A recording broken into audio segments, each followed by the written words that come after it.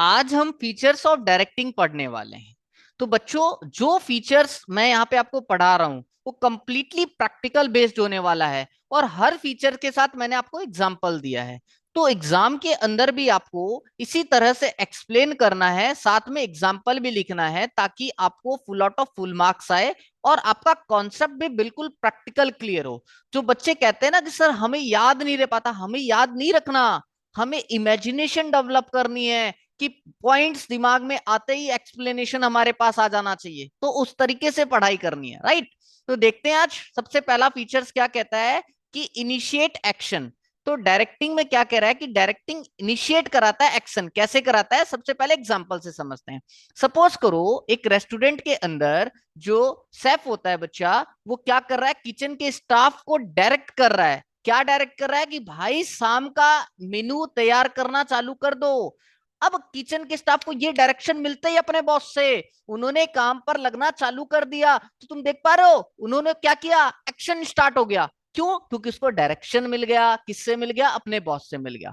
तो जैसे ही डायरेक्शन मिला उन्होंने कुकिंग प्रोसेस को इनिशिएट कर दिया, और ये भी इंश्योर करना चालू कर दिया कि कस्टमर ने जो भी उनके डिशेस ऑर्डर किए थे उनको टाइमली उनको अराइव हो रहा है या नहीं हो रहा है। इसी तरह एक एग्जांपल और लो कि स्कूल प्रिंसिपल ने डायरेक्ट किया टीचर्स को कि भैया अपने नए एकेडमिक ईयर के लिए लेसन प्लान बनाना चालू कर दो। तो टीचर क्या कर गए, इसी काम पर लग गए। तो जैसे ही डायरेक्शन मिला एक्शन चालू हो गया। तो सिंपल सी बात यही है कि डायरेक्टिंग क्या कर रहा है, डायरेक्टिंग एम्प्लॉय को गाइड कर रहा है, काम की शुरुआत करने में मदद कर रहा है। वो इंस्ट्रक्शन जैसे देता है एम्प्लॉय काम पर लग जाते हैं, ताकि जो ऑर्गेनाइजेशन का गोल है वो हासिल हो सके। तो इसमें एम्प्लॉय को डायरेक्टर या जो मैनेजर है वो क्या बता रहा है, वो सभी चीजें मोशंस में काम स्मूथली चलता रहे, इसलिए एम्प्लॉय को गाइड करता है what need to be done and how to do it. Means क्या करना है और कैसे करना है इसके डायरेक्शन दे देता है, फिर एम्प्लॉय उस काम पर लग जाते हैं। इसीलिए कहा गया कि डायरेक्टिंग एक्शन को चालू करवा रहा है। ठीक है। दूसरी बात है, directing is a continuous process. बेटा जी, एक बार आपने डायरेक्शन चालू कर दिया आप इसको रोक नहीं सकते।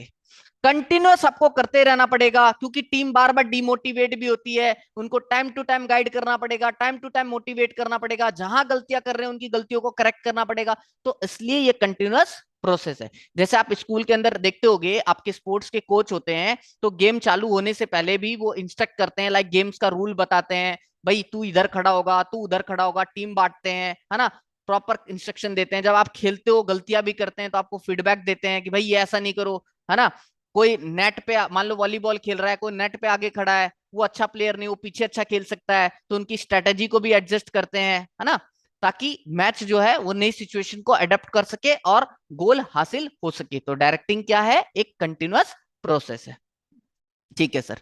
नेक्स्ट, डायरेक्टिंग क्या कर रहा है बेटा जी, फ्लो कर रहा है फ्रॉम टॉप टू बॉटम। अच्छा, इसका मतलब जो टॉप लेवल डायरेक्टर है वो मिडिल लेवल को डायरेक्ट कर रहा होगा, मिडिल लेवल जो डायरेक्टर है वो लोअर लेवल को डायरेक्ट कर रहा होगा, और लोअर लेवल जो है वो अपने सबऑर्डिनेट्स, इमीडिएट सबऑर्डिनेट्स को क्या कर रहा होगा, डायरेक्ट कर रहा होगा।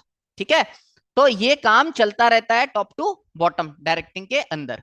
ठीक है। अब जैसे देख लो, एक कंपनी के अंदर क्या होता है, जो सीईओ होते हैं वो कंपनी के गोल्स एंड स्ट्रेटेजी देते हैं, है ना, उसके रिगार्डिंग डायरेक्शन देते हैं। ठीक है।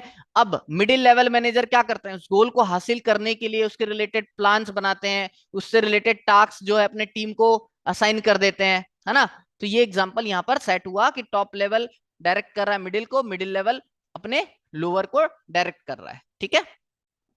नेक्स्ट आता है बेटा जी कि directing is a pervasive function of management. अच्छा, कि how directing is a pervasive function. Pervasive का मतलब जगत जननी, हर जगह होगा। तो डायरेक्टिंग हर जगह होगा, चाहे वो बड़ी ऑर्गेनाइजेशन हो चाहे वो छोटी ऑर्गेनाइजेशन हो। ठीक है। उससे कोई फर्क नहीं पड़ेगा, कोई भी पर्पस हो, चाहे आपका प्रॉफिट ऑर्गेनाइजेशन हो, नॉन प्रॉफिट ऑर्गेनाइजेशन हो, है ना, या कोई भी लेवल हो, टॉप हो, मिडिल हो, लोअर हो, हर जगह डायरेक्टिंग होगा ही होगा। जैसे एक एग्जांपल से समझते हैं कि रेस्टोरेंट में क्या हो रहा है कि जो मैनेजर है वो किचन स्टाफ को भी डायरेक्ट कर रहा है, वो वेटर्स को भी डायरेक्ट कर रहा है, वो क्लीनर्स को भी डायरेक्ट कर रहा है। तो सभी को डायरेक्शन दे रहे, मीन्स परवेसिव है, ताकि रेस्टोरेंट स्मूथली चल पाए। ठीक है। नेक्स्ट, डायरेक्टिंग क्या होता है? ये परफॉर्मेंस ओरिएंटेड होता है। अब परफॉर्मेंस ओरिएंटेड क्यों होता है? क्योंकि जो भी डायरेक्टर होता है बेटा जी, वो काम को, जो तुम टीम को टारगेट दे दिया होगा कि जैसे सेल्स को इंक्रीज करना है भैया इस मंथ में 15% से, ठीक है, तो उसने टारगेट दे दिया। अब एम्प्लॉय लग गए उस काम को करने में, तो उसके काम को सुपरवाइज करना, जो कम पढ़ रहे हैं, सही से काम नहीं कर पा रहे हैं, उनको मोटिवेट करना, जहां उनकी गलतियां हो रही है उनको इंस्ट्रक्ट कर रहे हैं टाइम टू टाइम। तो इससे क्या हो रहा है? ट्रेनिंग भी दे रहे हैं जहां उनको कमी लग रही है ना?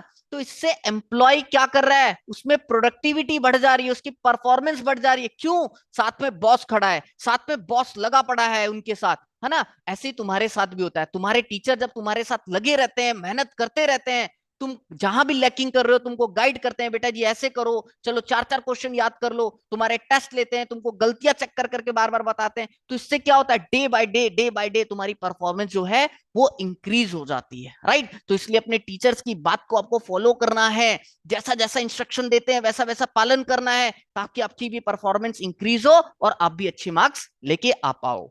तो सिमिलरली एक एग्जांपल से समझते हैं कि एक सेल्स मैनेजर है, उसने टारगेट सेट कर दिया अपनी टीम के लिए सेल्स से रिगार्डिंग, और वो रेगुलरली उनके परफॉर्मेंस को देख रहा है, रिव्यू कर रहा है। तो यहां पर क्या किया? मैनेजर ने सपोर्ट किया उसको, टाइम टू टाइम हेल्प कर रहे हैं रिव्यू करके, और जो भी कमियां हैं उनकी स्ट्रेटेजी में, जहां भी वो गलत चल रहे हैं, उनको उनकी स्ट्रेटेजी को बदल रहे हैं ताकि वो अपने टारगेट को हासिल कर सके। ओके। नेक्स्ट है कि ये ह्यूमन एलिमेंट है। डायरेक्टिंग क्या है? एक ह्यूमन एलिमेंट है। देखो ह्यूमन एलिमेंट का मतलब यहां पे क्या समझाना चाह रहा हूं, एक एग्जांपल से समझते हैं बेटा जी हम, कि एज अ मैनेजर मैं क्या देख रहा हूं, यार मेरे टीम का ये बंदा ना बड़ा परेशान लग रहा है, ये एम्प्लॉय बड़ा परेशान हो रहा है क्योंकि उसके पास ओवरलोड है। तो मैंने उसकी परेशानी को समझा, परेशानी को समझ के मैं बोला भाई क्या दिक्कत आ रही? बोला सर ऐसे ऐसे बड़ा वर्कलोड है, मैं तो काम ही नहीं कर पा रहा। तो मैंने बोला ठीक है, तेरे कुछ काम को मैं रीडिस्ट्रीब्यूट कर देता हूँ। सर मुझे इस काम में ना थोड़ी परेशानी आ रही है, मैं अच्छे से कर भी नहीं पा रहा। तो मैंने उसको ट्रेनिंग प्रोवाइड करा दी उन काम के लिए। तो जब मैं एक एम्प्लॉयज को पर्सनल टच दे रहा हूं, उसकी मजबूरियों को समझ रहा हूं, उसका समाधान कर रहा हूं, तो यार वो भी तो मोटिवेट होगा कि मेरे साथ कोई खड़ा है, मेरी बात को समझ रहा है, मेरी जहां दिक्कत है उसको सॉल्व कर रहा है। तो वो भी क्या करेगा? और बढ़िया परफॉर्मेंस देने की कोशिश करेगा।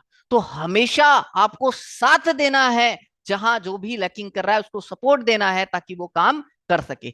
तो ह्यूमन एलिमेंट में यही कह रहा है बेटा जी कि डायरेक्टिंग में हमें क्या करना है? मैनेजर को, जो लोग एम्प्लॉय उन काम कर रहे हैं उसकी जरूरत को समझो, उनको मोटिवेट करो, उनको बिहेव, उनके साथ अच्छा बिहेव करो, पॉजिटिव बिहेव करो, है ना?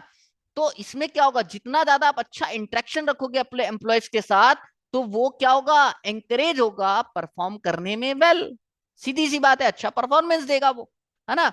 तो आपको ये काम इसके अंदर करने का, ठीक है? तो अभी तक हमने सारे फीचर्स जो जो थे उसको हमने यहाँ पर कवर कर लिए। अब नेक्स्ट लेक्चर के अंदर हम बात करेंगे इंपॉर्टेंस ऑफ डायरेक्टिंग की।